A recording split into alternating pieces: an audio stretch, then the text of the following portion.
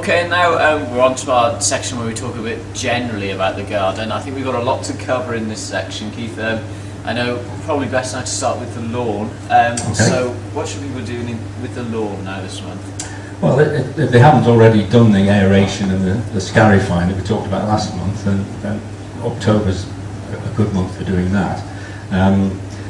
The leaves are also starting to fall, so you need to keep leaves off lawns because it just makes them go yellow. You know, it keeps the light away from them. So get the leaves up as they fall, and as we said last month, either put them in a leaf bin or they go into a black bin bag, and you can get good leaf mould in, well, certainly 12 months anyway. If you're raking them up anyway, you might as well use them, that's what I always think. So keep the lawn clear. It's a good month for laying turf. Still plenty of moisture in the soil and there's still warmth, and they'll make root before the winter sets in. So I think turf laying needs to finish by the end of October. And also, I know now you should be feeding the lawn as well. Yes, it's the autumn feed, and again, we said about this last time. This is an autumn feed with lots of potash in for root growth and strength, and also a moss killer, because I'm afraid the moss will start to rear its ugly head again as we get into the damper parts of the year. So that can go on in October and through November as well. That's brilliant. Okay, so moving on now from the lawn, I think we've had a good insight, and there's plenty to keep us busy now. Well, always lots to keep us busy. In the greenhouse, obviously it's going to be tidying up, I'm assuming, but then also there are still things you can have growing in the greenhouse? Yeah, the summer crops, the tomatoes, the cucumbers, they'll be finishing now, so for perhaps the next couple of weeks people will be picking the last of those and then clearing those away, get them on the compost heap. There's lots of growth there to use. And once you've emptied the greenhouse, of course, it's time to clean it.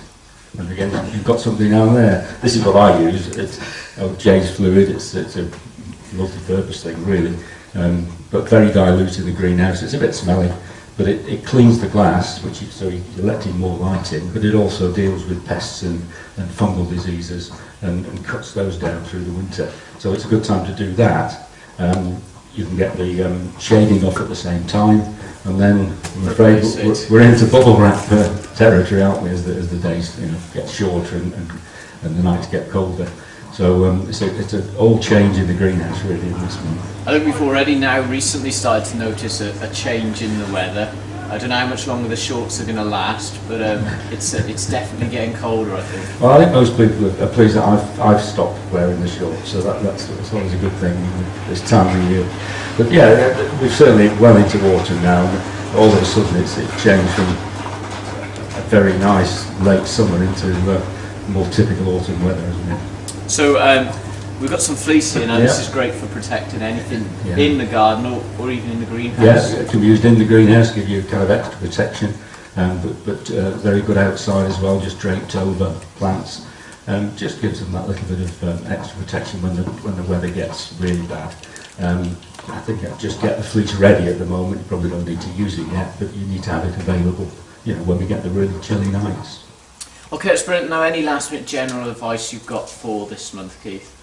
I will say a little bit about the pond. The ponds are beginning to go, into their kind of winter dormancy.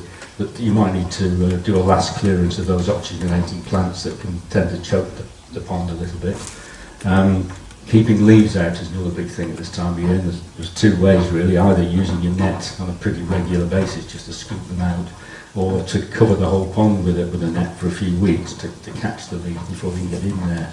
But you don't want leaves decomposing in the pond. Some are bound to do it, but you don't want too many because it takes oxygen, but it also gives lots of nutrients in the pond, and next year you're going to pay for that with lots of algae growth. So try and keep the leaves out of the pond as best you can. Feeding fish, reducing the feed, and a lot of people change to wheat germ food at this time of year. It's better for their digestion. So I think those are the things in the pond. Birds, keep feeding, keep providing water, but I think at this time it's a good chance to give everything a good clean. And I think we tend to feed 12 months of the year these days, and I think you've got to be a little bit more careful about cleaning the feeders than perhaps we used to be. Okay, well that's brilliant. Thanks very much, Keith. Okay.